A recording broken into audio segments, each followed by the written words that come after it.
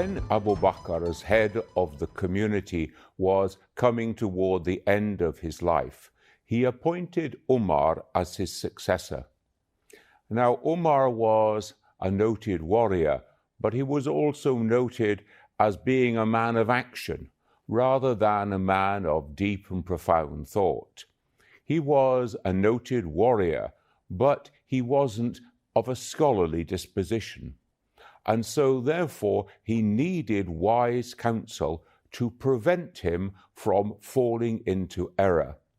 And he said on many occasions that if it had not have been for Ali as his counsellor, as his source of wisdom, he would have fallen into repeated errors. And so we see that Ali acted as his wise counsellor during the 10 years of his rule as caliph. Everybody regarded Ali as being the wisest and the best informed of the immediate companions of the Prophet.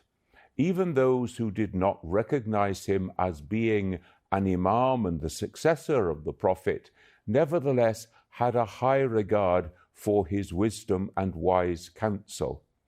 And we see that coming into play in various cases during the time of Umar.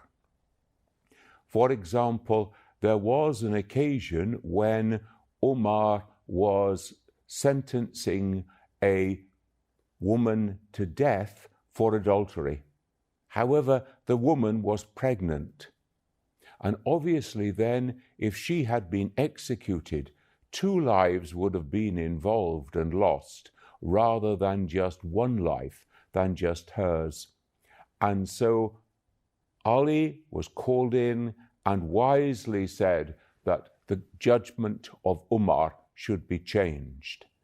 In the same way, there was the case of a mother who had dishonestly disowned her son. She had refused to accept that he was her son anymore.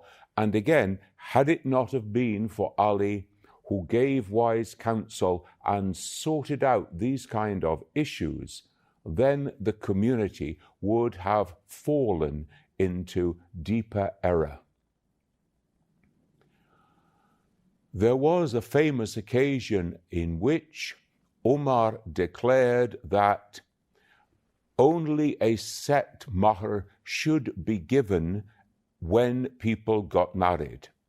And we're told that on this occasion he had announced this in the mosque, and one of the ladies stood up and corrected him and said, "You cannot do that." And he said, "Why can't I?" And the response was, "Because you cannot change something that has been decided by Allah in the Quran and by the Prophet." And on this occasion, Umar stepped back and said that the woman was right. But the principle here is a very important one, that if something has been decided by Allah in the Quran and by the Prophet, then the faithful man or woman, as the Quran says, has no alternative but to obey. So there are limitations on the power of the leader of the community, just as there were limitations upon the power of the Prophet. He was not somebody above the law, like some ancient kings regarded themselves as being above the law. I can do whatever I want. No, not at all. What we see as part of the genius of Islam is that the Prophet, and therefore all leaders of the community, are subject to the law of God as it is revealed in the Quran. And this becomes a very important principle when we move on to look at the election of the 3rd caliph, or the 3rd leader of the community.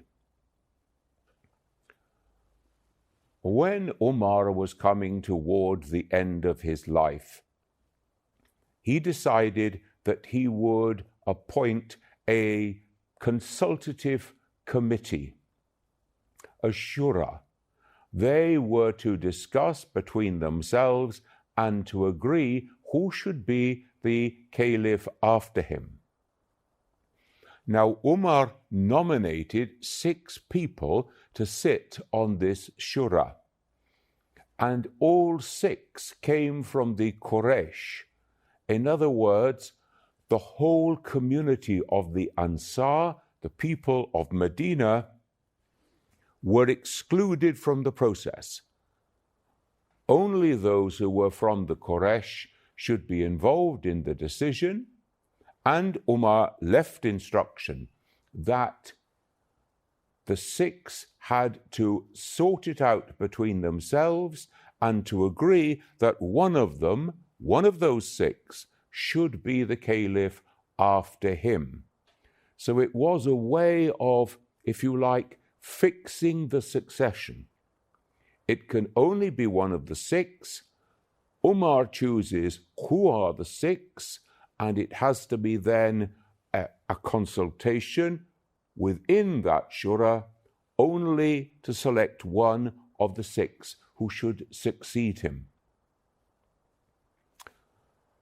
2 of the members of that shura of 6 were Uthman and Ali. And there was discussion within the group as they were trying to work out who would be the best person to succeed Umar.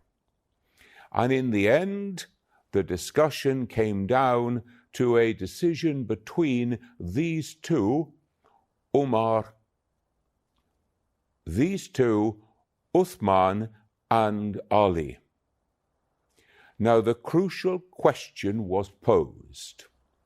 The question was, will you agree to lead the community according to the Quran, the Sunnah of the Prophet, and the decisions that have been made by Abu Bakr and Umar? Now, this was a crucial moment because, in Shia understanding, Umar and Abu Bakr had already made some changes to the way, the conduct of Islam according to the Quran and the Prophet. And therefore, changes had already crept into the system, and would either Uthman or Ali agree to stand by those changes and to allow that to continue into the next period of leadership? The question was put to Ali, and his response was, I will judge according to the Quran, the Book of God, and to the Sunnah of the Prophet of God. And after that, I will use my own wise judgment. In other words, he was making it a condition of accepting leadership that the erroneous elements that had crept in during the time of Abu Bakr and Umar would not continue. The question was then posed to Uthman, and Uthman responded that he would base his judgments on the Quran, on the Sunnah of the Prophet, and that he would accept the judgments that had been made by Abu Bakr and Umar.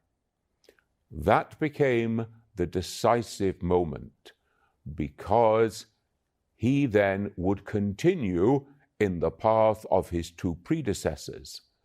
He therefore was chosen to be the 3rd caliph, and Ali was once again overlooked because he wanted to stick to the purity of the message which had been given through the Quran and through the Prophet only according to the divine will.